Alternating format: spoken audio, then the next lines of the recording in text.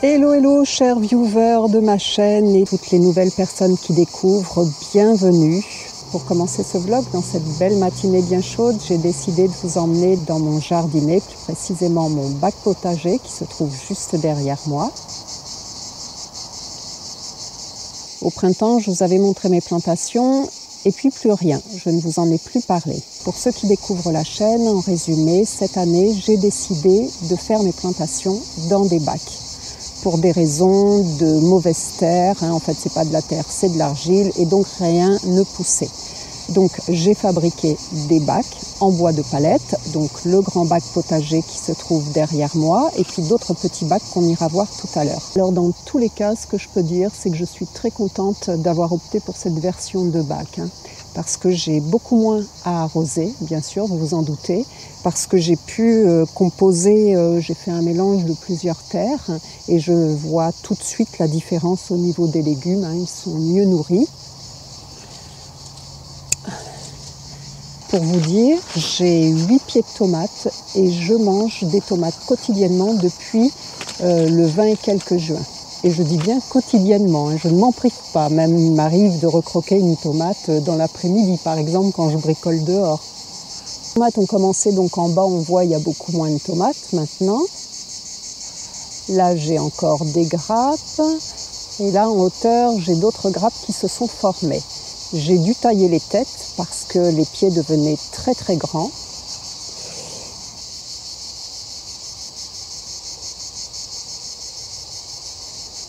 Alors ici, les aubergines poussent très très bien. Ils me donnent des aubergines depuis le mois de juin, même début juin, je crois que ça a commencé. Bon, à savoir que moi je fais mes plantations fin mars, début avril. Et généralement, je peux récolter des aubergines jusqu'en novembre. Alors après, ça dépend des années, début, mi-novembre. Je voulais vous montrer aussi ma courge cireuse qui n'est pas très connue, je pense. Je ne sais pas où on trouve ces graines en France. Moi, je les ai eues par une Vietnamienne qui a ramené les graines du Vietnam directement.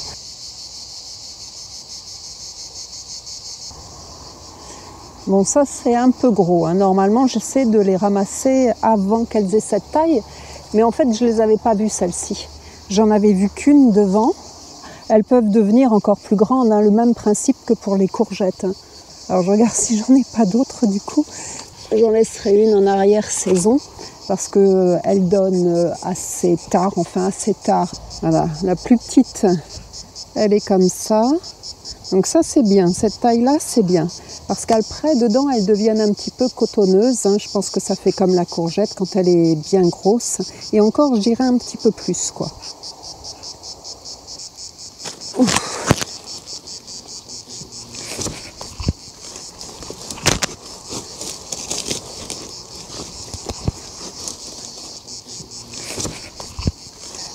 Faut que je me sauve de là.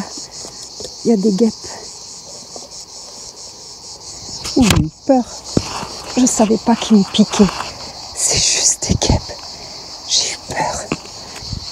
C'est juste des guêpes, mais ça fait mal. Et stop là. Est-ce qu'elles m'ont laissé le dard? Non. Ah oui, mais elles aussi, elles ont eu peur. Heureusement que c'est pas un gros S.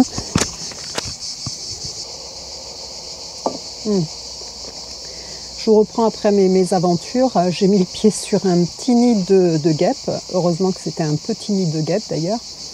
Et j'ai eu 5 piqûres. Alors bon, c'est pas bien grave, je ne suis pas sensible aux piqûres de guêpes ou d'abeilles. Ce que je veux dire par là, c'est que je ressens la piqûre au moment où je suis piquée, mais après, voilà, ça s'estompe très très vite en 2 minutes, j'ai plus rien du tout. Alors j'ai quand même mis un petit peu d'essence, d'huile essentielle de lavandin. Voilà, par habitude, je fais ça. Voilà, donc je ne sais plus exactement où j'en étais rendue avec ces histoires. J'ai ramené mes courges ici parce que je voulais vous montrer l'intérieur. Donc je vais plutôt manger celle-ci. Bon, elle est toute propre, je suis allée la laver. Alors ce qu'on peut dire sur cette courge cireuse, effectivement, c'est qu'il y a cet aspect cireux sur la courge, mais également sur les feuilles. Quand on les touche, il y a un effet collant. Et une chose que je pourrais pas, et autre chose que je peux pas partager avec vous, c'est l'odeur très caractéristique. C'est pas forcément une odeur très agréable, une odeur qui n'a absolument rien à voir avec le goût de la courge par contre, mais il y a cette odeur qui peut-être sert à repousser les insectes, je ne sais pas.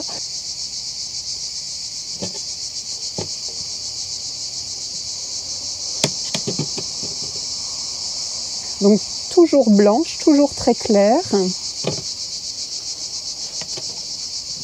Là, on peut voir les petites formations des graines. C'est pour ça qu'il ne faut pas attendre pour les ramasser. Mais ça, vous le savez, c'est exactement comme le reste des autres courgettes. Alors celle-ci, je vais certainement la manger en salade, même c'est sûr, parce qu'on a beaucoup de chaleur et que j'ai pas du tout envie de faire cuire quoi que ce soit. Voilà pour le petit résumé du jardin, mais je vous montrerai d'autres images des autres légumes dans les autres bacs. Là, c'est que tout est au soleil et que ça donne pas une belle image.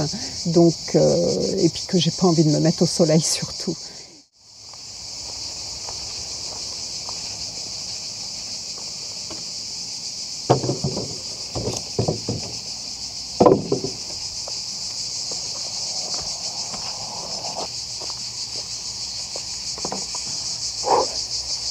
J'ai un petit décalage, mais ça va aller. J'ai décidé de faire mes traverses sur 90 de long.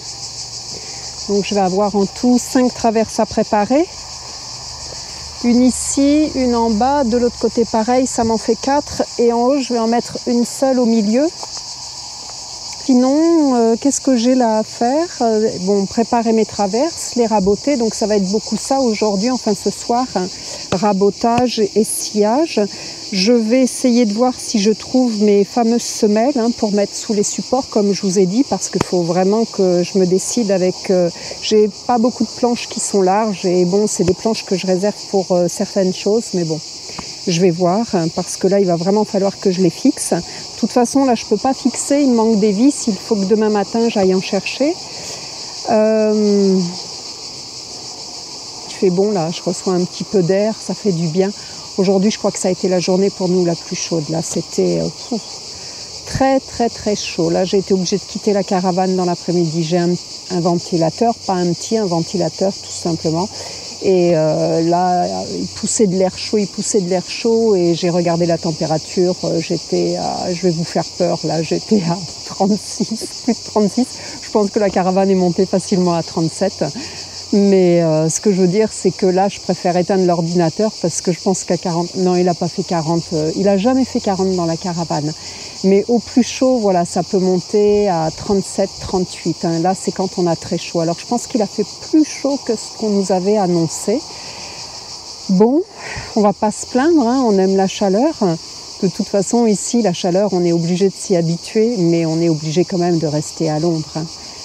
Même si moi, je supporte très bien la chaleur, le soleil, ça tape beaucoup trop fort. Alors, revenons à notre bricolage. Donc, comme je vous disais, voilà, j'en suis rendue là, au rassemblement des deux côtés. Donc, pour les rassembler, par contre, je ne vais pas user de mon ciseau à bois.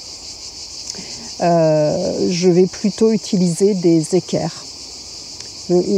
J'en ai. Je vais vérifier tout ça, mais parce que je vous dis ça, parce que j'en ai. Bien sûr, je pourrais le faire au ciseau à bois aussi, ce serait intéressant, mais ça va me faire gagner du temps et que de toute façon, ça va pas se voir. Bon, c'est pour la solidité, mais sinon, pour l'esthétique, ça ne va pas se voir puisque toute la structure du bas va être entourée en fait de planches que j'ai commencé déjà à raboter, à préparer. Voilà. Donc je continue, je vais vous filmer un petit peu, bon voilà, histoire de voir un peu ce que je fais sans trop vous en mettre, parce que c'est pas passionnant le rabotage ou le sciage. Et après je vous montre ça quand ça aura avancé un petit peu, voilà.